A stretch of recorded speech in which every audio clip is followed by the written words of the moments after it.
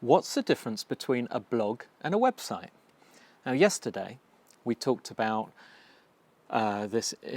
talked about having a blog as a presence and why you need to have one. Of course, brings up the question: is the difference between a blog and a website? So, episode 174 of the Marketing for Owners podcast with me, John Butt, from England, from his garden in Deal, in Kent, in England, in the UK, in Europe, with a truck going past, making a noise. It's real, people. I'm going to explain. So, a blog and a website, essentially, they're the same thing, or rather, a blog is a website. However, a website isn't necessarily going to be a blog. Now, a blog the term comes from weblog, weblog, blog. It was originally just a way of diarying online, of keeping an online diary. There have been diaries, scrapbooking developed online, and now you could record it online. But people developed blogging software, which enabled you to put up the latest thing, and it puts it in chronological order, and the latest one being based with the date and everything, so you can look up past archives by month, because it has the date involved. Blogging websites came out. So you've got Google have blogger.com, there's wordpress.com. Both of those are free, and I do not advise, so I'll mention WordPress, but there's a different type of WordPress, okay? Not the free one. Sorry, just doesn't work. But there was also Typepad, and there's probably been a couple of others in the past, but the most popular one these days is WordPress. Now, WordPress.org is where you get that. It's what you would call self-hosted. So in other words, you have to have a hosting company to host it. But that costs, if you go to something like HostGator, it's like $3 a month, £2 a month, nothing. So that's the way to do it, and you're in control. Now, we should really abandon the term blog because it makes it sound like something it isn't. It makes it sound cheap and nasty. However, I'm pretty sure the New York Times and things like CNN actually run on blogging software, because what it actually is a content management system.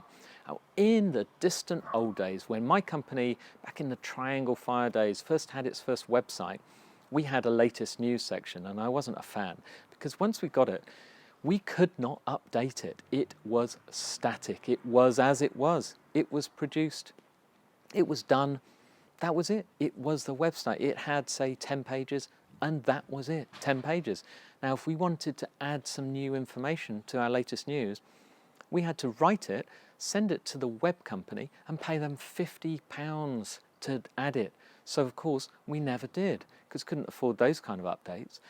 Now, back then, blogging software probably existed. I wouldn't have known about it. This is a long time ago, back in the days when computers were made of wood and string.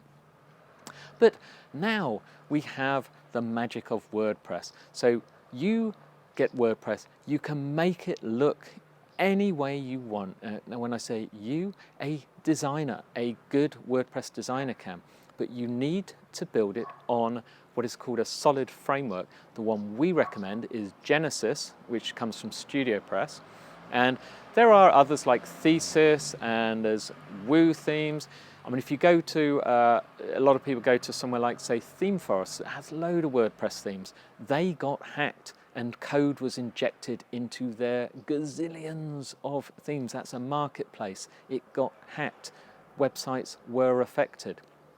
That doesn't really happen with Genesis, Thesis, and others. And we've used them all. Genesis is just consistent, and it's just use it.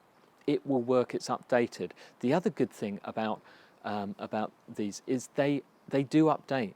So WordPress continuously analyzes security and releases updates, and you can set it so in the background your WordPress installation updates automatically on its own. It's always the latest version. That means they are generally mobile responsive. So, of course, that's another thing. If you've got an old website, chances of it looking good on a mobile is very remote. You might think, well, it looks exactly the same. and people have to squidge and stretch and everything to make it readable. And then when they try and click a link, they can't get the right one because the next one's too close. If it's mobile responsive and mobile friendly, though on the mobile looking version, there will be large gaps between those links, so you can press it with fat fingers like mine. That's what Google likes. It's just necessary. Why am I telling you this? Because it will help you. That's the thing. Nothing in it for me. You can go and do it. You can go and learn it from anyone. Just look up on YouTube how to download WordPress, how to set up WordPress for free, how, etc., etc. The information is all there. There's nothing in it for me. I just want you to do it right. Don't get a static website. Do not pay a web or marketing company to do it for you, because then you'll have to pay them to update it. You want to be able to update. You want to be able to do it. And with a blog, that is what you can do. It, like I said, content management system. Uploading into WordPress is no different than writing something in Word. It codes itself. You just put it in. It's what they call WYSIWYG. What you see is what you get. It allows you to add an image. You can preview every single page, and you go, oh gosh. Or if you think, oh no, I want that image on the left or in the middle, on the right. Then you click left, center, or right. Easy peasy lemon squeezy. That's the difference between a website and a blog. A blog is what you want.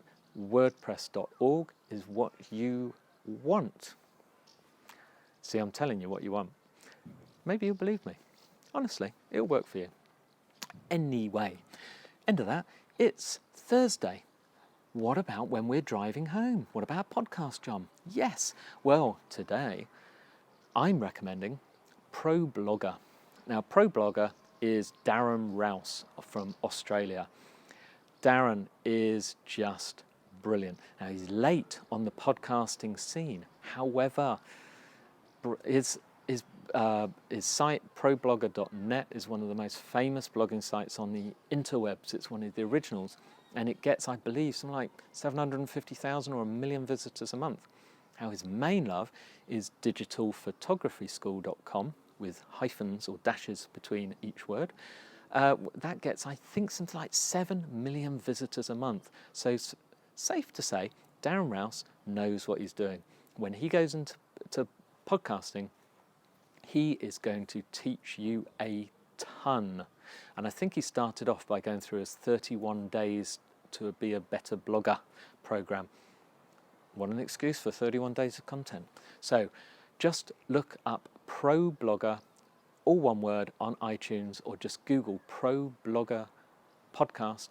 You'll get the links, or go to ProBlogger.com. That's his central hub for all his other sites. You'll get the link there.